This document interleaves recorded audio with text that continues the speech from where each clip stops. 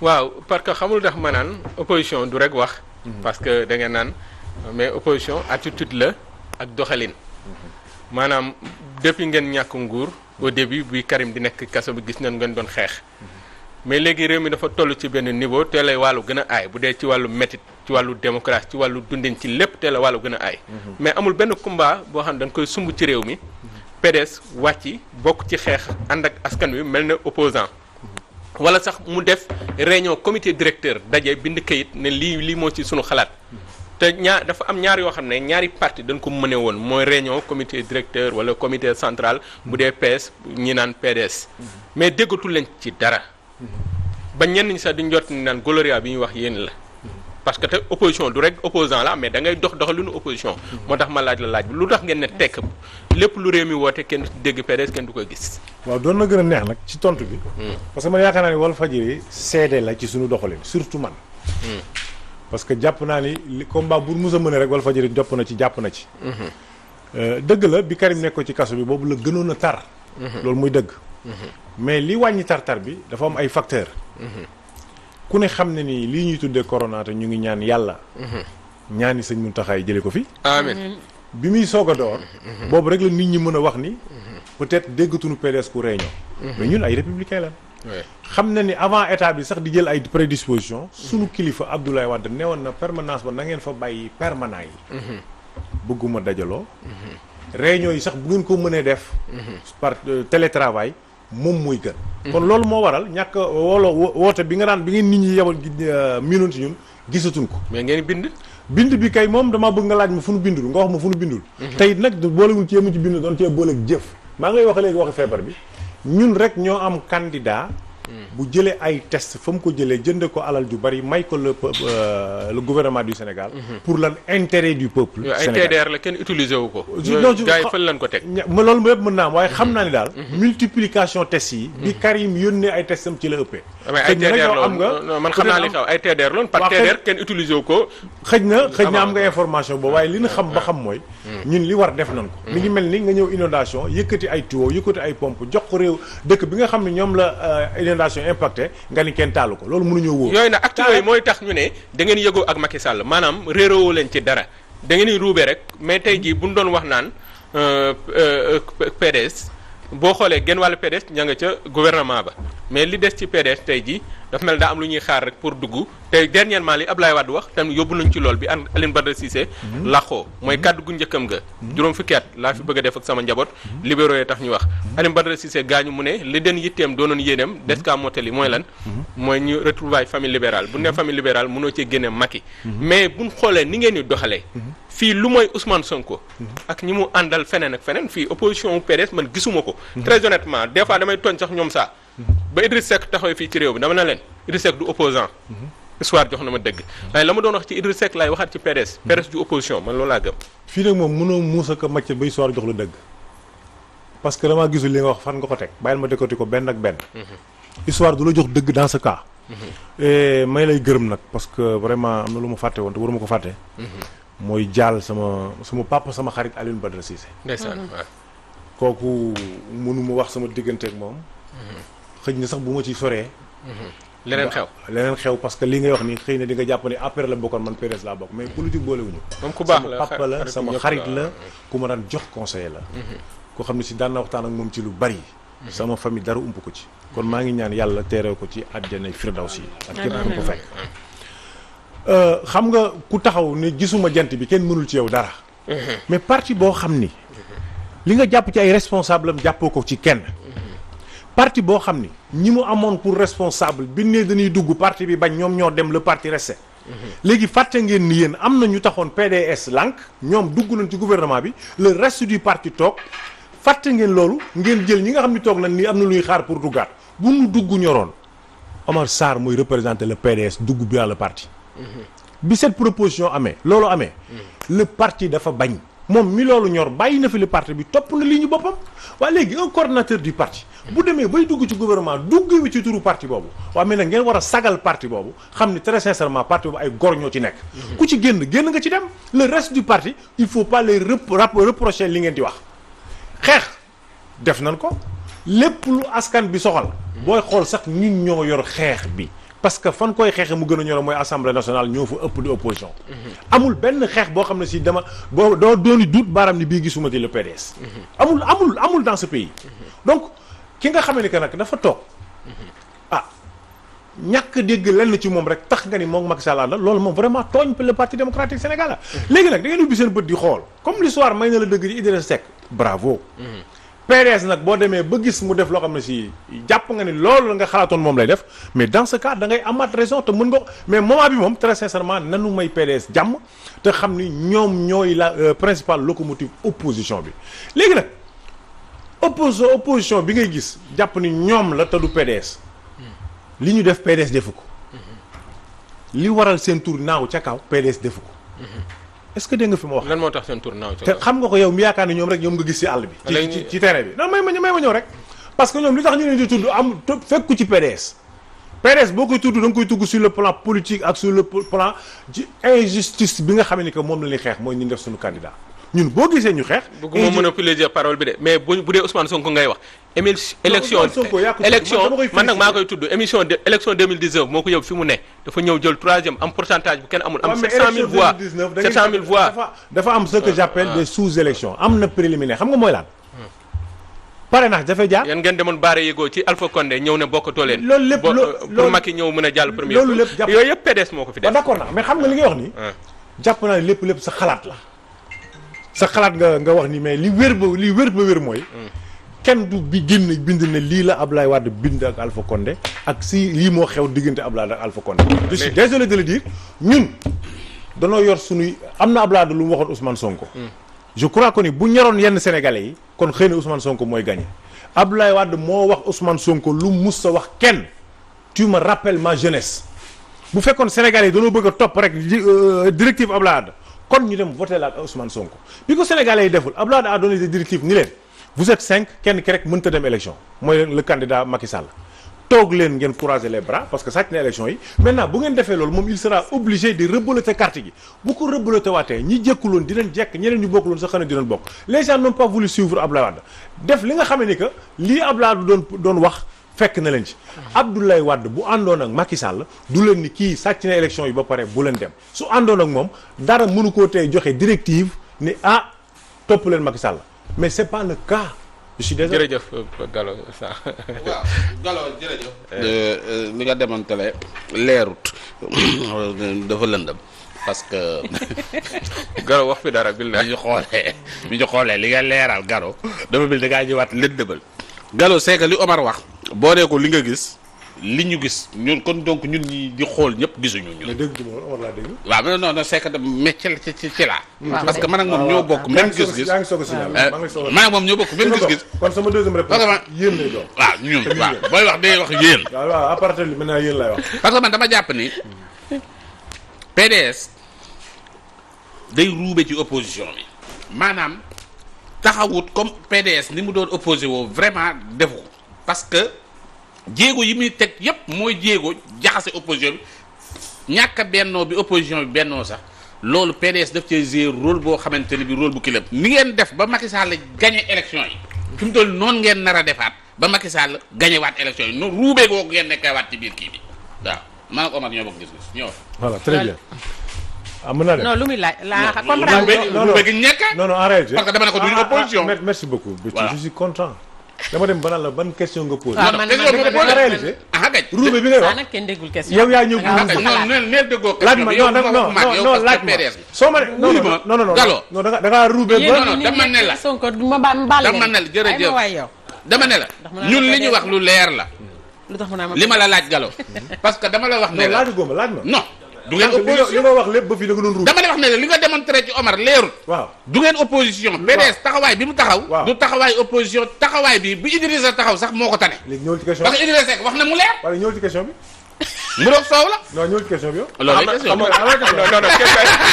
ça dugal la question de dama la ça dugal la question man déglu naa ça ba ça def ne li ngeen defoon 2019 ba Abdoulaye faluwaat est-ce que nekkul ci ngeen nekkaat pour mu gagné waat parce que yéen a ngi ñu taxawal fi Yewwi Askan ngeen bokkoon ba ca génn bokk saa wax fi est-ce que bu reformuler non pourtant loolu la saa wax allez-y waaw walaay dégg ngeen ma déglu ko mais ça yéen dafa am lu ngeen def non fàttali ruubee rek ngeen def fàttali leen ko yéen a ko li tasaare opposition bi rek ci ngeen ne ma ñëw rek mais ñun bi ñu opposition bi daaneel lu mu def ñun bi ñu opposition bi daaneel. ah da ngeen dem lafu nee rek. non bi ñu opposition bi daaneel qu'est-ce que l'opposition a fait pour daaneel le parti en 2012. fàttiwu leen ko yéen a ma gën a xam dañoo bennoo. non juste waaw mais très bien may leen ma ñëw. waaw xam nga yéen a ma gën a xam. waaye ñun ñu daaneel. waaw ñun booy xool ci wàllu présidentiel. waaw ñun ñoo mujjee daanu. booy xool ci wàllu législatif ñun ñoo ëppi député. sooy xool localement parlant ñun ñoo ëpp mais ay élection présidentielle daf fay jaar bul jéem a. waaw mais élection yu ngeen bokkul demu leen donc représenté tu leen. élection présidentielle li ciy xew yéen a ma ko gën a xam parce que li ma fi toog mooy baromètre bu mujj bi ci lay mais su keneen toogoon fii ngeen wax ko wax bu normal je suis d'accord que ni ma fi toogee. ah kon dañuy wax bu normal fi mu doon. non non waxin la parce que je vous comprends su ma nee normal mooy. avec le PDS yéen du ngeen may kenn dara. fii bu fi ku nekk APR toogoon. ñi jàpp ni PDS ngeen àndal. non mooy dëgg parce que loolu mooy seen doxalin. ba léegi tontoogo non waxin la non dina non. Gado nay leer dañoo bëgg mu leer émission mën na gudd ba pare am sens. waaw bu nit dee wax nga xam fi mu jëm. soo ko daggee ni tontoogo rek da lay daggaat. waaw ñëw allez-y da nga koy bàyyi mu continuer. allez-y. élection xam nga candidat am ko. ak ñàkk bokk bokkul ñun am nañ candidat dañ ñu koo xañ.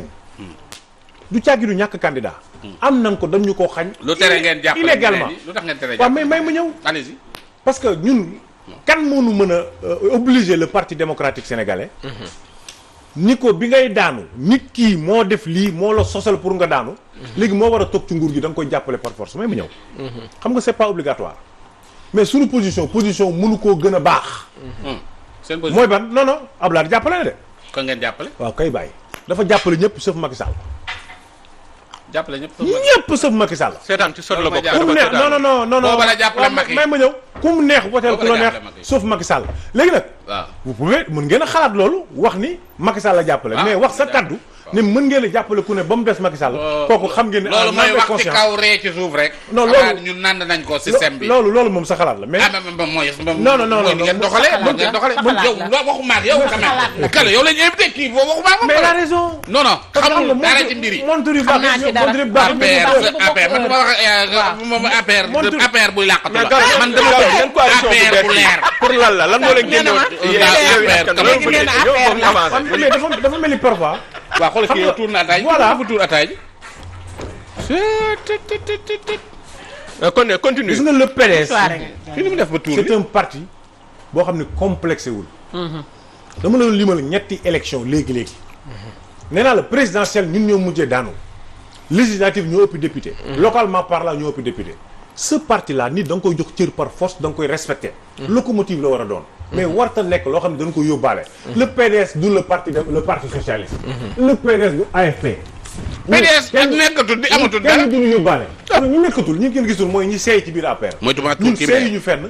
soo ànd ak ñun sax ba bëgg a doxali boo xam ne si neexul le parti. yow yaa xam da ngay dem sa yoonu bopp. mais li wér ba wér mooy. le PDS. coalition bu mu mën ci nekk. bu fekkee ni sénégalais yi ñu ngi wax dëgg ak analyse politique yi. kooku du parti bu ñuy bokk. nee naa la le PDS bu fekkoon caaya la ñoo ko ci ëppale. PDS bu doon caaya léegi caleçon la. non. caleçon la. non parce que xam nga sa xalaat nag li ciy rax. mais yaa wax ne bu doon caaya. waaw léegi PDS la moo ko def caaya. mais ban sa léegi caleçon la du caaya. waaw loolu yow ma xam nga yaa gisee noonu ni caleçon la. non Omar doo gisee. sa xalaat la may ko mu expliquer. mais yow mais expliquer yow. femme bi fu mu bokk. doo xam fi ma bokk de yow. amoon naa laaj. ginnaaw bi ñu la jaajëfalee man dama seetlu itamit seetlu boo xam ne wax naa ko sama vidéo yi passé dañu gëj a gis PDS. engagé benn xeex ànd ceeg opposition bi. amul benn xeex loolu dama ko gëj a gis loolu depuis ba mu daanoo. beneen bi mooy ma def benn jàngat Abdoulaye bi mu ne cëpp ci élection présidentielle yi ñu passé. dafa ñëw ni dafa estimer Sonko ba recevoir ko. ñëpp jàpp ni dana ko jàppale. mais boobaak léegi tey bu ñu demee ba gis Sonko am fu mu fare ci wàllu coalition Abdoulaye Wade jaar fee est-ce que estime gi mu doon wax ci Sonko amul woon teg dil gu amoon.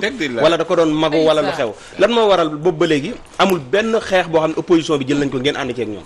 waaw léegi sooy bu pourquoi parce que bon. weccee xalaat la. nay leer. pourquoi ni nga xalaatee wax ma ko. xalaatoo woon ni comme Abdoulaye Wade recevoir na Sonko teral ko boobu teranga. pourquoi bi so Abdoulaye génn Sonko topp ko. xam nga xalaatee woon noonu. waaw parce que xam nga dañoo bokkoon ñoom coalition. waaw la ca xew neexul le PDS. le Sonko PDS waru nee ko naa la topp fi mu doon saa may ko loolu kii pare. ñëpp xam nañu Sonko nga faral mais déglu rek. du parti bu complexé. ok locomotive la. APR comme camoufle. très sincèrement jërëjëf. responsable yi comme mat ñoo fa nekk. te ñun suñu jëmm ak li ñu représenté ci réew mi très sincèrement fu ñu dugg waruñu faa doon kilote dafa war a mat sëkk c'est-à-dire waruñu leen a boot daal. merci beaucoup kooku duñ ko nangu d'accord kenn waruñu mën a boot leen mais dama ni loolu kenn waxu ko de léegi parce comprendre que grand ngeen décider benn mbir ñu dem ba ci biir ngeen rocceeku dem créer leneen ci suuf mais kenn waxul woon ni diw dañuy jiite PDS wala ñu nekk ci kaw PDS yéen a kay dem créer seen coalition yoo xam ay ka xam ñoom seen coalition bi ay paar ak ñoo ci ne ay Decroix damaa bëgg nag damaa bëgg nag muy man di keneen ku ngeen invité yi di am question yi ngeen koy door ngeen documenté wu non c'est important léegi wax ñu la xew day jaxase lii de mooy Gallo nag lim ñu wax mooy léegi wax ñu la xew wala sur ce point précis wax ñu la xew lan moo leen génnee Yewwi Askan Wi lan mooy sur ce point précis je mange pas même mot léegi non Yewwi Askan Wi lan moo leen ci génnee merci ñëwal Yewwi Askan Wi dafa xëy tu me parles de 4 grands waaw ñun la fa dajaloo keroog bari na ay parti bari na ay mouvement ña fa dajaloo ban dajaloo doon a xëy suba ni samedi la ñuy jeudi la ñuy lancé tel coalition te PDS ngi ci biir waa PDS yëguñu tinuñu est-ce que donc PDS am na complexe bu tax la nga xam ni que ak ñoo ngi ko sumbandool doxalu nañ ko noonu ñu boole ci ñeneen ok ñëpp man ànd naa ñëpp àndandoo def li ñuy def PDS ne mujjee charte ba gis ngeen ko wala boog liir ngeen ko pourquoi jeudi bañ koy def le PDS yëgul sax ni dañuy dajaloo pour lancer alliance bi. non parce que avant da ngeen def communiqué ne bokkul leen ki bind communiqué avant ndaje mi ne bokkul lan lañ koy woowee. moo tax may da ngeen documenté wu. communiqué mi ngi ñëw ab bind. non man non may leen ma ñëw rek may ma ñëw. communiqué boobu ngay wax mi ngi ñëw ci bi ñu wootee jeudi. le PDS ni dégg na mbooloo bu ñu woote. xam naa li xew de Gallo. non loolu moom booy wax moo xamul. mais avant la mais communiqué bi avant la. communiqué mën ta nekk avant mën naa la génne léegi ni la. mais le jour ci ngeen ko génnee. c'est-à-dire que Yewwi Askan bi ñoom Khalifa di dajeek ñoom Sonko xam na ni PDS mën ta nekk le jour ji. ñoom ñi ngi lancé seen mouvement ne lundi la ñuy dem. félicité may ma ñëw kañ ngeen bind communiqué. lundi la ñuy ubbi seen mouvement jeudi. ñun suñu communiqué mi ngi génn le mercredi bu Tafsir Thioye ni lii xew de laale wuñ ci parce que yëguñu ko. Doudou Wade wax na ko ñu dégg ko non mënta nekk non. Doudou Wade wax na ko. kon dañu nekk jeudi. non li ngay bu communiqué génnee mercredi avant la. mais li ngay jaxase dafa mel ni yaa ko tey.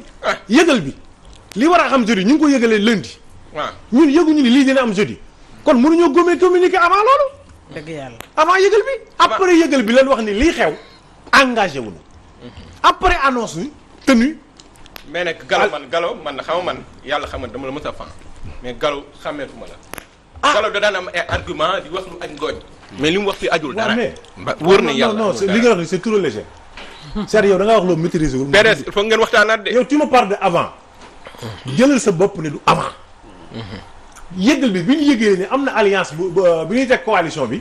man je parle de la rencontre du jeudi. waaw mais kon moo tax. kon nag jeudi bu dee gars yi dañoo war a daje jeudi. vendredi mercredi ngeen génne kayit. avant la war a daje jeudi bi dafa am lu ko waral. waaw ñun buñ bokkee mbir. ñu ni kër bëti la ñuy añee. kañ samedi. saa njóogu ci la bokk sooy bokk ci kii bokk ci kii bokk ma bokk ci. saa njóogu toog fii ñu xëy taxaw ci télé bi ne samedi ñi nga añee kër bëti. saa njóogu ni man dan maa yëpp. décision boobu ñu jël ni dañuy añee kër bëti ànd ak caméraman yeeg yëpp mais bi ñuy wax loolu man maa ngi toog pourquoi yëgalu ma ne dañoo war a añee kër jëti. noonu la demee pour wolof bi sedd ci yow nga mën ko comprendre noonu. waaw très bien pour nga mën ko comprendre noonu. donc ba léegi ma la wax ne le PDS du parti boo xam ne si dafa complexé. non mais wax na la question bi la koy posé xam nga da ngay esquiver question yi. non saagu yow gerte gi dala jàpp. léegi. firnde tontu naa la tontuma la. sooy bi tontu naa la. waaw parce que nee na du bootu da ngeen complexé wul parti bi du bootu quoi. defal ndànk ci gerte gi defal ndànk nee na du bootu quoi loolu la bëgg a jàng. gerte gi boo koy booleeg ndox ngay waaru quoi defal ndànk du moom yaayam da ko tere yee gerte gi. sooy bi soppeeku. ndawa saa yow alaaji man laaj naa li ma laaj nee na PDS du soppeeku. lim la tontu doy na. déglu leen borom question bu nooy bi yow. question te nee na lim ma tontu doy na déglu leen ko bàyyi leen question pouvoir bu ñëw ñu déglu ko mu laaj question pouvoir. ça ma déconcentré. allez laajal yow wax dëgg yàlla yow mën ngaa contribuer rek waaye question mën ngaa contribuer rek waaye warul laaj question yow. déglu ko rek bu laaj. galoo gi doolu xam nañ ni Wade dee sama xol. loolu nëpp ma ko qui veut l'entendre. yéen a ngi ku ne far si nga far di ko wane ci télé bi loolu sama yoon nekk ci mais dama bëgg xam ne non man Wade laa bëgg pas ay politique na école yi tëj waaw man Wade laa bëgg na école journaliste yi tëj di poser man du ma journaliste man Wade dee sama xol man du ma journaliste man du ma journaliste allez-y waaw fu la bët mën a yem. waaw métier mi yàqu na. ndaw question bu naroon mooy. yow lu tax ko attaqué Sonko nga attaqué. wax dëgg yàlla moo kii ak yee. wax dëgg yàlla. waa nag allez yow. ma ne wuyul kii lim la laaj. man dama fi nekk pour laaj. nee na lu tax ko attaqué Sonko nga attaqué ko. wuy ko man dama fi nekk pour laaj. waaw doo ko wuyu ñoo pour ñu may laaj. allez-y. doo noppil wuy ma. ayo non plateau bi neex na. Gallo ñu ngi jëm ci local yi yéen léegi damaa bëgg xam yéen coalition bii ñu wax ni bokk leen ci. wala day perturbé parce que bëggul ma wax. coalition bi comme bokk leen ci léegi yéen seen taxawaay ci local yi nii lan la. ñu au moins ñun ñu comprendre. waaw non parce que PDS nag kenn xamul ban tànk lay fecc. mais nag bu lépp weesoo. man sama xalaatu bopp bu ma sañoon ñëppay ànd quoi. waaw mais mënu leen ànd c'est impossible. waaw non parce que gis nga nit. joxe cër dafa baax. gis nga bu ñu waree ànd. ñu naan lëngoo neexal mais koo bàyyi mu dem ak i mbaggam. mais bu ñu àndee ma téel a yow avec sincérité. parce que le PDS mooy àndu nawloo. très bien xam nga le PDS. très sincèrement fi mu jaar dafa bari. dafa bari ay défection dafa bari ay trahison. waaw bari na ci moom. non dafa bari c'est-à-dire ñun bu ñuy bokk ci coalition sax ñu bëgg yërëm ñu. war na doon wax xool leen fi ngeen teg seen tànk. war na dem sax ba ne ñu ndax ànd ak di wóor na. moo tax politique sooy wax sa nawle politique dara na doon lu sedd. soo koy daaneel aussi daaneel ko ndànk. mais li xëy na nga war koo may loxo suba mu. léegi nu ngeen war a taxawee. très bien non ni ñu war a taxawee mooy. yàlla def na génn nañ coalition bële. mais génn bét politique wolof ne na du biir dafay xëy wasin. damay wootee ñi nga xam ne que ñi ngi ci beneen boor bi. xëj na waxtaanaat coalition yëpp du mën a ñàkk moo tax du ma ci wax luy gaañ kenn. du ma ci wax luy dépassé kenn. parce que ëllëg si biir coalition yi ñuy bari yow nag mën na nekk une coalition des coalitions mën na nekk parce que politique ñu ko fa seq ay jeunes yi lan côté bële ña fa nekk am nañ mérite. côté bii la même chose. ñun bi ñu jógee fële jëlaat na nekkaat nañ ci coalition boo xam ne si ñan fa fekkoon ñoo ko def ba pare wooñu ñu ñëw ñu jiital ñu kon nag wax dëgg yàlla ñi xam nañ suñu cër. bi ñu ko defee tamit ñu ngi dem di suñu yónnal suñuy commissaire ak suñuy superviseur ci localité yi. ñu ngi remobiliser les troupes ak alliés yi pour élection yi ñu am ci li nu rafet njort ne PDS da koy am mooy lan gagner la majeure partie des communes des collectivités kon nag bu ma comprendre ren bëggu leen dem ak en coalition. non dem na nag xam nga ñu dem dama ne coalition bi c'est formé. waaw mais en réalité comme c'est pas encore acté. waaw xam nga bu ñu demee moo tax ngeen di yéen di dem ci dëkk ji remobiliser la waat. non loolu ci leen dëkk sax parce que bien avant ñuy jëm élection. boobu fekkoon na ñu préparé benn cahier de charge pour suñuy superviseur ak suñuy commissaire déjà commencé noo dem. Gallo ñun c'est que PDS miy yëngatu man moom laa gisul quoi. non yëngatu man dama c'est-à-dire dama bëgg a xam aussi. nan ngeen tuddee non c'est que dañ leen a gisut ci terrain bi vraiment amul fenn. fu ñu gis PDS man non carrément Gallo déglu ma nag. yéen fu ngeen di yëngatu quoi man moo ma jaaxal seen nekk ngeen nekk di yëngal wala fan ngeen di yëngal. loolu mais gisuma ko. non terrain baa ngi nii mais gisuñu PDS. man terrain bi laa lay wax. waaw mais fan ngeen yëngal c'est-à-dire. yow yaa ngi gis PDS mu yëngal. non waaw seen rassemblement bi ñaa ko gis ba Abdoulaye Wade ñëwee. mais yëngalu leen Gallo PDS bi ngeen ciy toll nit ñi di wax PDS nañ ko jox cër boobu du question que ni da ngeen koy laaj. nit ñee ñëw jox leen ko. mais bu ngeen demee tey da ngeen war a xam ni PDS fi mu toll nii parti bu mag la ci tur waaye ci kii li mu représenté ci réew mi parti bu ndaw la. waaw mais xam nga le PDS. waaw bu fekkee ni moom rek moo fi yónni ay nit dem wër département yëpp. département non suñu tournée nationale bi nga xanaa yëg nga ko. def nañ tournée. waaw bu la neexee bañ ko dégg. moo la ko gën a yëg eggali. waaw léegi. PDS yow tournée PDS bi waaw ba pare am na leen lu dàq. Omar yëngat tourné nan mais eggul de. ba pare am na loolu non yegg na yegg na. ah Omar jàmbaar la comme moom yëgoon na tournée bi. non yegg na. fan la yegg fépp lañ wër. yéen ba pare. kon de ñun ñooy le seul parti bi nga xam ne que. fi ne doo fi gis benn parti. bu ne la carte ma ngi dañ koy jaay.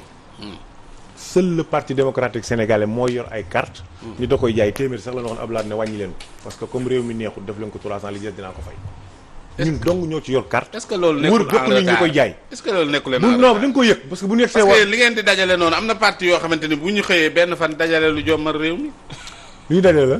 li ngeen di dajale pour bu ngeen di jaay seen carte yi da ngeen koy jaay mu lamb. non yow kon dina pas compris. kay xam nga ñun duñu sonal suñu militant. te xam nga ni réew mi dafa metti comme réew mi dafa metti Abdoulaye Wade amati dafa Gallo. non Abdoulaye Wade Gallo li la kii wax ci delben gi ne la bon vraiment li nga xamante ni moom nga def maanaam yow maanaam ni nga jëlee PDS def ko si kii vraiment loolu moo manqué PDS mooy leçon bu wax ci njëlbeen gi vraiment muy fidélité bi nga xamante ni gëree nga. maanaam yow li nga ne wala mais ñeneen ñi doxul wala loolu yàlla yow moom Non. vraiment am nga mérite non mais ça waaw sur le Saint Coran waaw la fa nekk ëpp Gallo détermination Non, ëpp ko gisuma. abnégation non mais c'est la réalité du jeex sooy bu xam nga fa keneen ku am détermination non du jeex sooy yow non du jeex xam nga ne xaw ma du jeex PDS ñëpp ay jàmbaar Abdoulaye moom la war a dénk parti bi moom. non ñëpp ay mais Gallo seen coalition bi nii ngeen taxawal coalition PDS. wër na yàlla Abdoulaye sooy bi dafa baax Wallaahi. yàlla sax li muy baax am na ñaan yoo xam ne bu la koy may day xaar tuuti parce que non c'est vrai ah parce que xam nga li may faral di wax naan ga waaw non pourtant ndeysaan nag yàlla xam ne sooy bu gaa yi ngi communiqué bu baax a baax a baax gaa yi non ngi yow rek xala gaa yaa ngi communiqué et puis ñi ngi def ñoom Doudou Wade moom dañoo defe ne ñoom ba ñi ngi def loo xam ne assemblée nationale ñi ngi def loo xam ne Abdoulaye loolu la ñu bàyyi dama la jox exemple yaakaar. Bara Gaye seen maire waaw. très sincèrement li ñuy def Bara Gaye mi ngi liggéey sooy boobu non Baara moom liggéeyul moom. Baara moom boo ko tuddee ci plateau bi ñu lay waxtaan. Baara moom liggéeyul. mais sooy bu xanaa xam nga ni la dëkk sa bi ñu fayee bi ñu falee Obama daaw jéeg maire d'accord nga ci biñ ko falee. Ablaye Pouy. Abdoulaye bi waaw moom yaakaar naa mooy waaw, Obama waaw, xaw ma turam sa kër yaakaar naa daaw jéeg moo nekkoon maire waaw. sa position lan la ci woon lu tax nga laaj ma lool. très bien damaa xaaxal ni kin ni mooy maire xëy na moment boobu ñu ko falee loolu dëgg la ci moom ndax gis nañ tax ñu ne ko mooy maire Bara lan yow xam nga ni samedi bii passé lan ni Bara mooy maire Pikine te pourtant mooy sa maire sa sag la waaw mais léegi maire bi ci lan lay tegu mais maire bi ci lan lay loolu tegu. naa la tontu man Kébémer laa dëkk mais damaa xaw a maîtriser tuuti yëmbal parce que samay mbokk dañ faa dëkk bu gars yi jàpp ne Bara sama xarit moo tax mu dëkk fa infrastructure yu bëri mën naa la ko limal yow yaa mag Bara xam nga ne amu fa woon muy comme ban école ba mu fa def yow leer na la amu fa woon bu doon bu màgget mu rénové ko sax nga mën a wax école ba mi ngi yàgg koy naa gis lan la école ba mi ngi koy transformé en lycée dëgg la ak lan moom. centre commercial. centre commercial ba oh loolu beneen affaire noppil nag centre commercial ban. Al Maktoum waaw. non mais soin bu nag kaay ma la nag soin bu vraiment ku baax nga mais nag bu contre nit ba bañ a xool non contre Baara mosuma koo gis. contre ma ko de. non parce que li nga wax ni moom su ma nee centre commercial bi nga xam ne que li ma koy tooñee mooy Bara tu es dans la banlieue noo mën a xalaate mu may tooñ naan ma man yëmbal laa am yëmbal mooy sama fierté loolu nga xam ne amul biir Ndakaaru mu def ko foofu pour lan intérêt population bi très sincèrement boo nee gisoo damay ko gis lan la Diop mi dekk fii di fa la dëkk man contre day wax ay donc soin bu man dama bëgg comme yëmbal nga dëkk te nekk fa maire jomm la ni nga ma yéenee ma gérer parti démocratique sénégalais non jomm la xam nga tax jomm la mën na nekk parce que ni nga taxawee di xeexal yëmbal nit ñi mën noonu taxaw ni ñun am nañ doom ju nekk ci télé bi lu métti yëmbal mu wax ko mooy kon soin bu mag ñi dajaloo ni soin bi ku ko dénk yëmbal mu dox mais Bara noonu la doxale boo yor commune bu mel noonu mais seen coalition dëgg-dëgg la mu fay def bu fekkoon ni boo maire leen Bara yëpp ñu ñu ngi def invité ko loolu incha allah dinañ waxtaan boo leen Bara bu ñëwee fii ñu waxtaan ci moom ci yëmbal mais seen coalition bi mi ngi tas de fi mu tase Thierno Alassane Sall bàyyi na juge dem bàyyi na waa Thierno léegi Alassane Sall bàyyi na. bàyyi na waa léegi déglu danañ bàyyi kay parce que PDS dañ faa bëgg a ñëw di torturer gars yi waaw léegi ñaata coalition parce que Thierno livre bi mu bindoon ci yéen ngeen mën a ànd ak moom Thierno ko moo yey bàyyi ñaata coalition moo am ñaata coalition moo am bari na bi buggaan bàyyee fee lu ngeen wax bàyyi na non buggaan duggutoon bay ba de moom saa duggul duggoon na de bàyyi signé wul jàmbur quand yow même nag. mais balaa ngay kii nga signé peut-être signé wul mais yow dañ ne ko Khalifa Sall da koo wax lu leer Khalifa Sall dane ko non man kañ da ngay signé wala nga bañ a signé mais signé lu amul loolu la ko Khalifa Sall wax buggaan a ko wax xam nga lu ko may xam nga ki yow mais vraiment man Xam nga lu ko may xam nga lu may sens waaw yaay wal fajiri waaw waaye bu mercato journaliste amoon doo dem mais Gallo mais Gallo boo da ngay yegg buggaan temps yi boo Gallo émission bi dafa neex mais par Gallo am nga lu kenn amul parce que temps bi ñu jël tey musuñu ko jël quoi temps bi ñu jël pour yow jeex na sax dafa jeex non damaa xam ne mercato bi bu amoon saa war a dem weddi si de góorgóor bu signé ayat la ko buggaan di dàqe léegi Gallo waaw non mais loolu nag mënut a ñàkk ci coalition daanaka parce que coalition parfois dafa am ñoo xam ne xamuñu politique man dégg naa ku ni Thierno Alassane Sall Gallo ñëpp bopp da ngay génn Gallo da ngaa takk téere wala téere temps bi dafa dépassé am na lu neex moo mel noonu et puis ça noonu li ngeen def moo raar man ku ne xam ne du ma amateur gerte caat gerte gi dafa neex yaa ngi lekk. ataay ji tàng waxtaan bi neex coow li foo jaar mu bari te émission bi day gën a gudd waaw donc li ma ko fa foofu gis ngay tëjee, ah, nga foofu. coalition je crois que man gis naa militant Thierno Alassane Sall bu ni boo bokkee ci coalition bu Abdoulaye bàyyi ma bàyyi la gis naa militant Ousmane Sonko bu yaradiku bu waxoon Abdoulaye lu mu ko war a wax lam waxoon ak li mu waxaat bokkul Karim waaw Karim Kurum xaq xam nga dafa am ñoo xam ne si xamuñu politique xamuñu exactement position yi seen leader war a jël ñoom ñooy yàq booy xool sax politique gis nga coalition ñi daaneeloon Ablaye Wade di ñoo faloon Macky Sall. Macky njuuyu leen léegi li ñu bëgg mooy jàpp ci Ablaye Wade pour ñu daaneel Macky Sall alors que dooley Ablaye Wade rek ñu doy nañu keneen ku ñëw nag bokk ci pour Sénégal a tax. ok Gallo. merci Gallo ah Gallo Tall parti démocratique sénégalais man comme ne émission benn xam nga Gallo macha allah ñu koy jaajëfal bu baax a baax joué na le jeu quoi mais aussi tamit ñu koy gërëm bu baax ah di ko libéré buñ bëggoon nañ gën a toog mais nag li fi neex yëpp Gallo doy na temps li fi non nga baal ma rek da ngeen am waaju ngeen ñu dalal fii toujours bu ma ñëwee fi muy liggéeyee xaw ma dafay liggéey xaw ma mi ngi mos dara kan la Cheikh Bara waaw bu dee mos dara rek dafay liggéeyee waaw comme dafay liggéey wala léegi Cheikh Bara looy laaj ci dafay mos dara wala non waxin la dama ne dafay liggéey ma ne tax daf ma juum parce que xam naa ne ñi ma ko waaw loo ci bëgg wax toll na foo xam ne xëy na mën naa ñëw sax dafa li muy def gratuite parce que yàlla dafa ma dénk rakk ju ma bëgg mu amoon wéradi bu ne ci moom ñu boole ma ak Cheikh Bara Ndiaye boobu laa ko soog a teg bët waaw kooku ma toogal di ko suivre wala fajiri di gis analyse yi muy def ba pare ma mus naa toog ak moom comme ni wax yóbbu fa sama rakk très sincèrement bu réussir li muy def